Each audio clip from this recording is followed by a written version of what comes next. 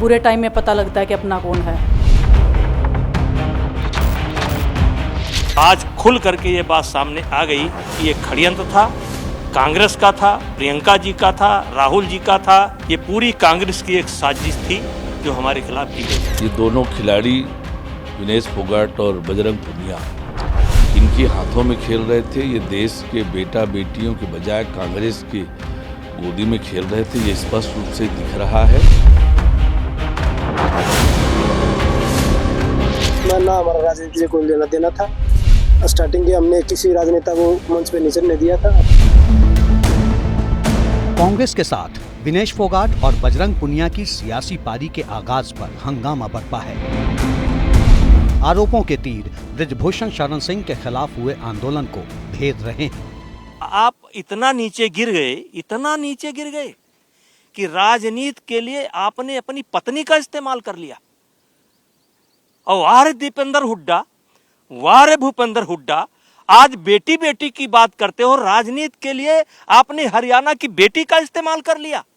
मैं तो धिक्कारता हूं ऐसी राजनीति के लिए कि आप बेटी बेटी करते हैं, बेटी का सम्मान करते हैं। आप राजनीति के लिए बेटी की इज्जत बेच दी आपने, बेटियों को बदनाम कर दिया आपने, खिलाड़ियों को बदनाम कर दिया आपने, जो खिलाड़ी हमारे गर्व से चलते थे।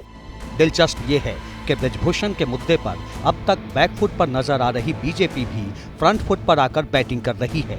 देखिए, जो कुछ सारा घटित हुआ है उससे तो यही लगता है कि ये सब कुछ कांग्रेस का प्लांटेड था और कांग्रेस ही बैक कर रही थी। कांग्रेस खिलाड़ियों की आड़ में राजनीति कर रही थी, जो कि बहुत शर्मनाक बात। ये दोनों खिलाड़ी विनेश फोगाट और बजरंग पुनिया किनके हाथों में खेल रहे थे, ये देश के बेटा बेटियों के बजाय कांग्रेस की गोदी में खेल रहे थे, ये स्पष्ट रूप से दिख रहा है। हरियाणा की चुनावी पिच पर विनेश फोगाट और बजरंग पुनिया के सियासी एंट्री का मुद्दा जोर शोर से उठ रहा है। बीजेपी संदेश दे रही है कि आंदोलन के पीछे कांग्रेस का हाथ था, तो कांग्रेस ये बताने में जुटी है कि पहलवानों के साथ किस स्तर तक नाइंसाफी हुई। ये जब आप किसी को प्रताड़ित करोगे, परेशान करोगे, तो स्वाभाविक वो अपनी जगह खोजेगा। ये कोई साजिश नहीं, आपने परेशान किया, सताया, तो हमारे पास आए, उनके साथ खड़े हैं। असली साजिश तो इसके साथ किया गया है ओलंपिक में।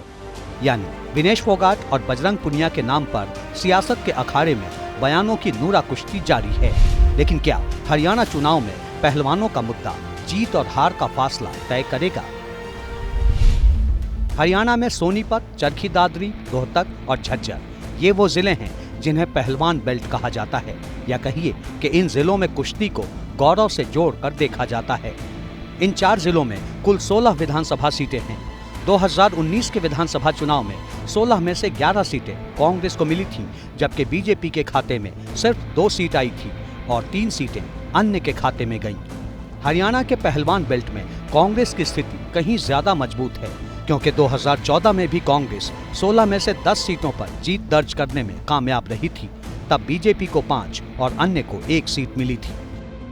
माना जा रहा है कि बजरंग पुनिया और विनेश फोगाट के आसरे कांग्रेस की कोशिश सिर्फ पहलवान बेल्ट में ही बड़ी जीत दर्ज करने की नहीं है, बल्कि बड़ी तैयारी पेरिस ओलंपिक में फाइनल मैच से पहले डिस्क्वालीफाई हुई विनेश फोगाट से जुड़ी सहानुभूति को कैश करने की भी है। कांग्रेस ने विनेश फोगाट को जिंद की जुलाना सीट से टिकट दिया है।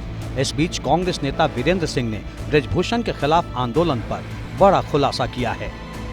सीपीआई सीपीएम समर्थित हुआ था, ये जितने विपक्षी दल थे सब समर्थन कर रहे थे।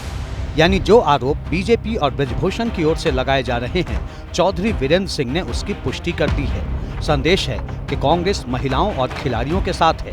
वहीं कांग्रेस प्लान का दूसरा सिरा हरियाणा के कास्ट फैक्टर से जुड़ा है। हरियाणा में ओबीसी वोटर करीब 30% हैं, जबकि जाट वोटर 22%। दलित मतदाताओं की संख्या करीब 21% है। इसके अलावा ब्राह्मण 8%, पंजाबी 8%, वैश्य 5% और राजपूत मतदाताओं की संख्या 4% है। आमतौर पर माना जाता है कि हरियाणा के पिछले 2 विधानसभा चुनाव में बीजेपी को ओबीसी वर्ग का साथ मिला, जबकि कांग्रेस का बेस वोटर कहे जाने वाले जाट मतदाता बंट गए। बजरंग पुनिया और विनेश फोगाट को साथ जोड़ने वाली कांग्रेस की अब पूरी कोशिश 22% जाट मतदाताओं को बिखरने से रोकने और दूसरी जातियों को एक साथ लाने की है। ताकि बीजेपी को हरियाणा में विजय की हैट्रिक बनाने से रोका जा सके। हालांकि ये कोशिश कितनी कामयाब होगी और क्या कांग्रेस का विनेश और बजरंग पुनिया वाला दांव उसे सत्ता की सीढ़ी तक पहुंचाएगा, ये तस्वीर 8 अक्टूबर को ही साफ हो पाएगी।